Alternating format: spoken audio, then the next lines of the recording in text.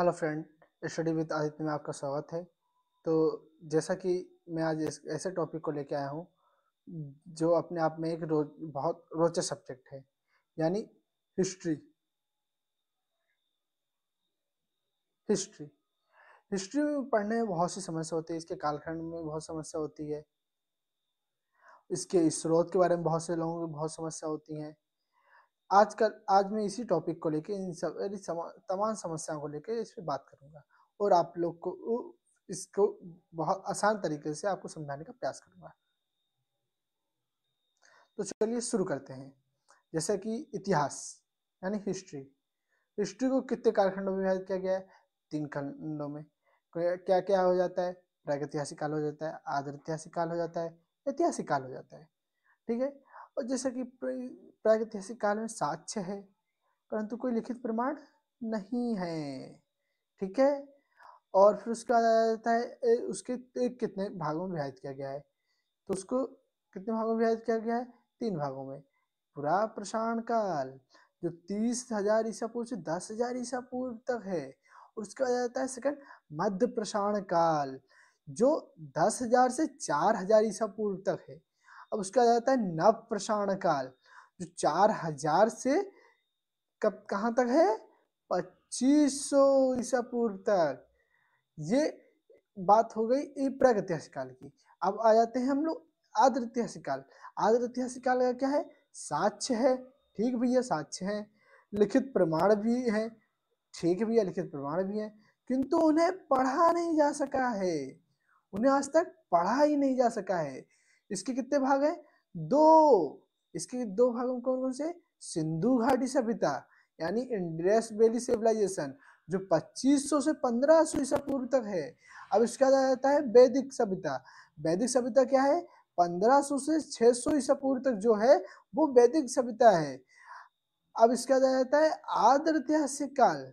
आदृैतिहासिक काल का क्या है भैया? आदृैतिहासिक काल में साक्ष्य है। ठीक भैया, साक्ष्य है। पढ़ा भी गया है। ठीक भैया, पढ़ा भी गया है। पढ़ा जाने वाला क्या है? पहला अभिलेख कौन सा है? अशोक का अभिलेख है भैया। अशोक के अभिलेख को पहली बार सबसे पहले पढ़ा गया है। कब पढ़ा गया है? 1837 पे। और किसके द्वारा पढ़ा गया है? जेम्स फ्रांसिस के द्वारा। ठीक है। अब इसको भी 3 भागों में विभाजित करते हैं। प्राचीन इतिहास मतलब एंशियंट हिस्ट्री, ये सिंधु घाटी वैदिक सभ्यता ये सब एंशियंट हिस्ट्री में आता है। और ये कब तक है? 712 एडी बीसी से स्टार्ट होता है, एडी में आता है 712 ईस्वी में। ठीक है। और फिर उसका जाता है मध्यकालीन इतिहास। मध्यकालीन इतिहास क्या है? 712 एडी यानी अरब का आक्रमण, 1707 यानी औरंगजेब की मृत्यु तक समाप्त होता है। ठीक है। अब उसका रहता है आपका ये आधुनिक इतिहास। आधुनिक इतिहास कब तक है? 1707 1707 एडी और फिर 1947 एडी तक है। 1947 एडी तक मैंने क्यों लिखा है? क्योंकि 1947 में भारत हमारा आजाद हो गया था। उसके बाद का इतिहास को आजादी का भारत का इतिहास बोलते हैं, परंतु उसको भी आधुनिक इतिहास में शामिल करते हैं। इसलिए लास्ट नीचे देखिए अब तक भी लिखा हुआ है। अब बात करते हैं इसके स्रोत के बारे में। तो आइए अब स्रोत के बारे में इसकी जानकारी करते हैं।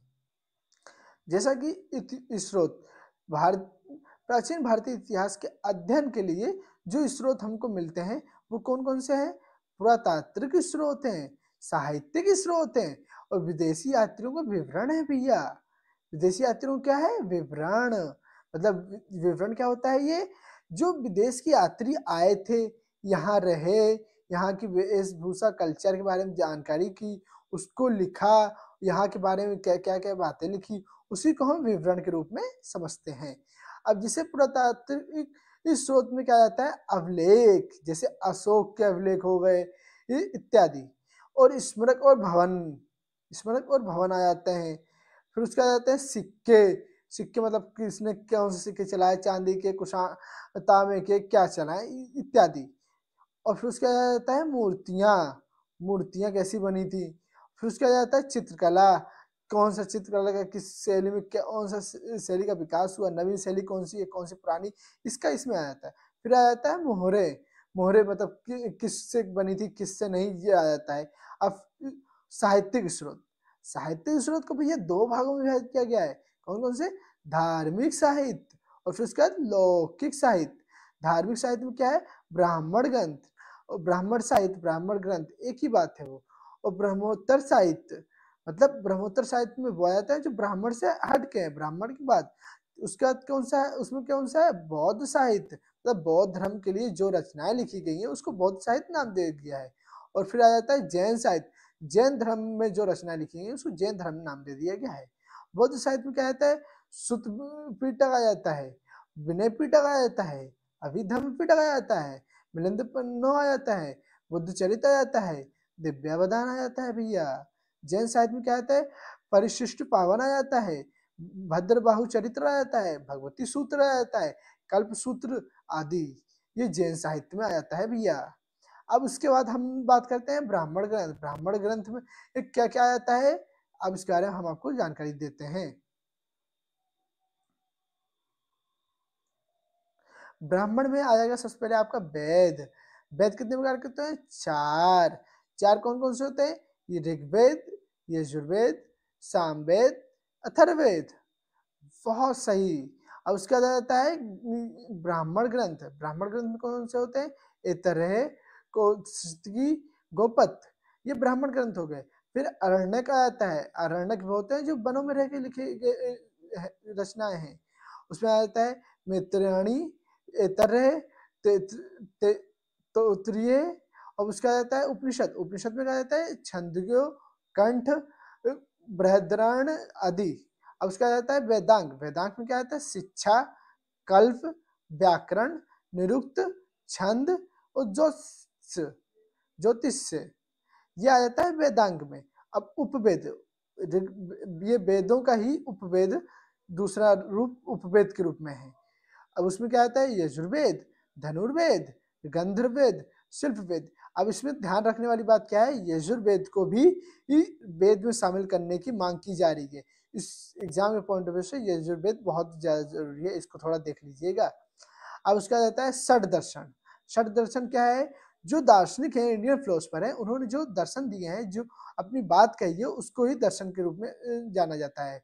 अब जैसे सांख्य आ गया, योग आ गया यानी पतंजलि का, न्याय आ गया, विशिष्टिक आ गया, पूर्व मीमांसा आ गया, पूर्व मीमांसा आ गया, उत्तर मीमांसा आ गया इत्यादि। अब फिर उसके बाद महाकाव्य आया था। महाकाव्य कौन कौन से हैं? रामायण आ गया, आपका महाभारत आ गया। रामायण श्री रामचंद्र जी के बारे में बताया गया है, और महाभारत में कृष्ण जी, और महाभारत का 18 दिन का वो युद्ध, उसका वर्णन है। और फिर उसका जाता है पुराण। पुराणों की कुल संख्या कितनी गई है? 18। कितनी भैया? 18। 18 में से हम कुछ कुछ के बारे में जानकारी आपको देते हैं। विष्णु पुराण, भगवत पुराण, शिव पुराण, गरुण पुराण। अब उसका आता है स्मृति। स्मृति क्या है? मनुस्मृति, नारद स्मृति, याज्ञवल्क्य स्मृति, ये स्मृति हो गई। अब आपको हम जानकारी बताते हैं लौकिक साहित्य। लौकिक साहित्य कौटिल्य का अर्थशास्त्र यानी मौर्य वंश के बारे में इसकी जानकारी मिलती है। कल्हड़ की राजतरंगी, पढ़ने की अष्टाध्यायी, विशाख दत्त का मुद्रा राक्षस, कालिदास का अभिज्ञान शकुंतलम, मालवी का मित्रम, रघुवंश, मेघदूत इत्यादि। बाणभट्ट की क्या है? हर्षचरित, कादम्बरी आदि। अब विदेशी यात्री को विवरण छोड़ते हैं। विदेशी यात्री में यूनान और रोम आ गए, चीन आ गए, अरब आ गए। यूनान रोम में कौन आता है? मेगिस्थिनीस, इससे मौर्य वंश के बारे में जानकारी मिलती है। टॉलमी आ गए, हेरोडोटस आ गए यानी इतिहास के पिता, नियार्कस आ गए, और अरिस्टोबुलस आ गए। ठीक है। अब चीन में कौन आते हैं? चीन यात्री कौन है? फायान आ गए, हेंसेंग आ गए, और इसिंग आ गए। और उसके बाद अरब। अरब में अलब्रूनी, सुलेमान, अल मसूदी, इब्ने बतूदा इत्यादि। अगर आप लोगों को मेरी ये इस साहित्य स्रोत के बारे में जानकारी आपको अच्छी लगी हो तो लाइक, कमेंट, सब्सक्राइब जरूर करिएगा। और आप मेरे चैनल पर नए हो तो सब्सक्राइब करके ये बेल आइकन का बटन जरूर दबा दीजिएगा। धन्यवाद। और अगर आपको लगता है किसी और टॉपिक पे वीडियो बनाना चाहिए तो कमेंट में जरूर बताइएगा। धन्यवाद।